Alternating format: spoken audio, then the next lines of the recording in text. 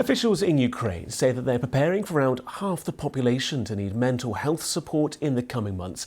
That's as a result of Russia's full-scale invasion last year.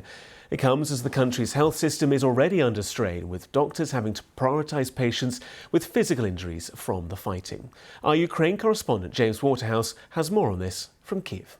This is a background crisis for Ukraine. If you look at hospitals across the east, you will see civilians and soldiers being treated for physical injuries, as you say. The most common ones you come across are those with missing limbs, through either getting caught in the fighting or engaging in the battles themselves. The thought from some military circles is that it will take up to 20 years to mentally rehabilitate an entire population. We've taken a look at Ukraine's growing crisis. These are the realities of resisting Russia's invasion. And for a soldier recently out from the front line, there is often a darkness etched across the eyes, a marking from sights previously seen. Dimitro has fought for the past 15 months.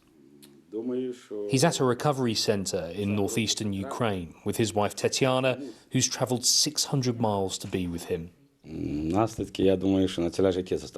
suffer the consequences for the rest of our lives. When you go to bed, you see it.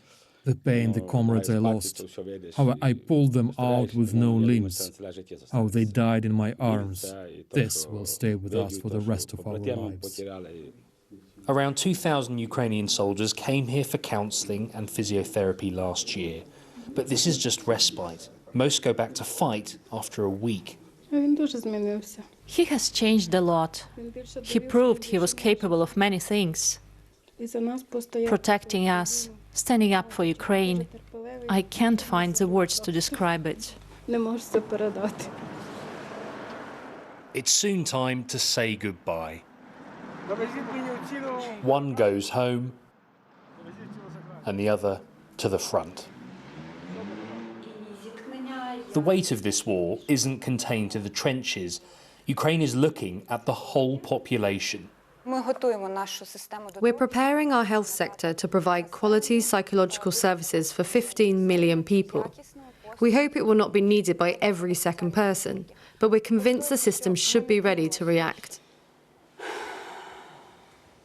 With a lack of psychologists, the emphasis is on self-care. For this class in Kharkiv, it means body therapy, where they share feelings before exploring touch and movement to heal. Yevhen became a war photographer at the start of the conflict. I've had to become highly focused on the present. You need to when you are living through war.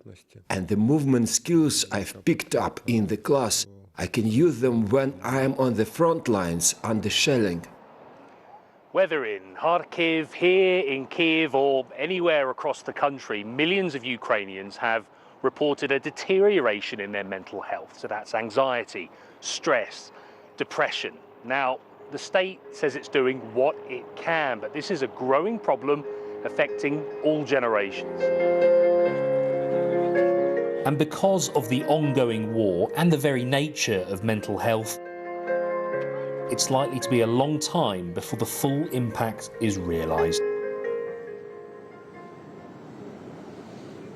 Authorities are worried about post-traumatic stress disorder, the cases of that increasing in the coming years. At the moment, depression and anxiety disorders are the most prevalent. But as you saw there, we're not just talking about frontline soldiers, but emergency workers and civilians in general who are living with this constant threat. And the path to recovery or rehabilitation is made all the more difficult with this ongoing conflict.